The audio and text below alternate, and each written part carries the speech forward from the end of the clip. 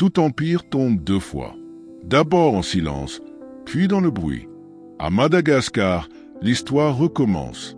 Une île immense, pleine de champs, de forêts de jeunesse. Une terre où la beauté côtoie la fatigue. Et aujourd'hui, cette île brûle sans flamme. L'électricité manque, l'eau se fait rare, le peuple s'épuise. Ce n'est pas la guerre, non. C'est pire, c'est l'usure lente d'un pays qui n'y croit plus. Car quand la lumière s'éteint, ce n'est pas qu'un réseau qui s'effondre. C'est la confiance. Officiellement, tout a commencé par des coupures d'électricité et d'eau. Mais la vérité, c'est que cela faisait longtemps que le pays tremblait. Des promesses politiques accumulées, des réformes inachevées, des espoirs déçus. Et dans les rues d'Antananarivo, le murmure est devenu clameur. Timizirano, Timizijiro, Timizioavi. Pas d'eau, pas de lumière, pas d'avenir. Quand un peuple répète cette phrase, ce n'est plus une revendication. C'est un cri, et chaque cri, tôt ou tard, cherche une oreille. Les manifestations ont d'abord été pacifiques. Des étudiants, des maires, des travailleurs. Puis la colère a pris feu. Les rues ont explosé. Les sirènes ont remplacé les chants. Le gouvernement a tenté de contenir la marée. La police a dressé des barrages. Mais contre une population qui a faim, les ordres n'ont plus de sens. Les uniformes ont commencé à douter. Certains ont refusé d'obéir. Et dans ce vide, un nouveau pouvoir s'est levé. L'armée. Le 12 octobre 2025, le président a été renversé. Un coup d'État.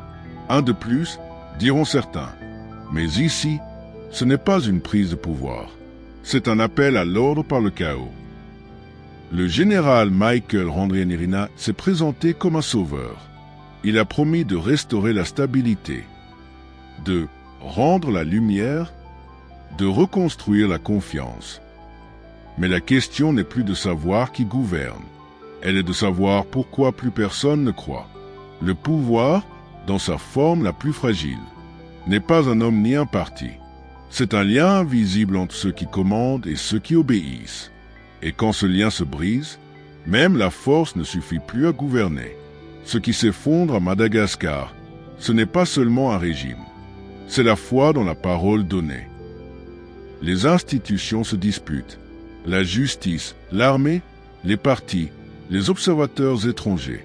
Chacun parle de l'égalité. Mais plus personne ne parle de légitimité. Car la démocratie, ici, s'est vidée de sens. Les élections ne suffisent plus. On peut voter sans jamais être entendu. On peut gagner sans convaincre. Et quand les urnes ne reflètent plus la vérité du peuple, les rues deviennent la seule voie possible. Madagascar n'est pas un cas isolé. C'est un miroir, celui d'un continent où les institutions s'habillent de démocratie, mais vivent encore sous la loi de la survie.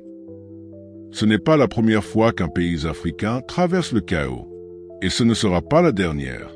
Mais ce qui distingue Madagascar aujourd'hui, c'est que le peuple a cessé d'espérer que quelqu'un d'autre le sauve. Il s'organise, il discute, il doute.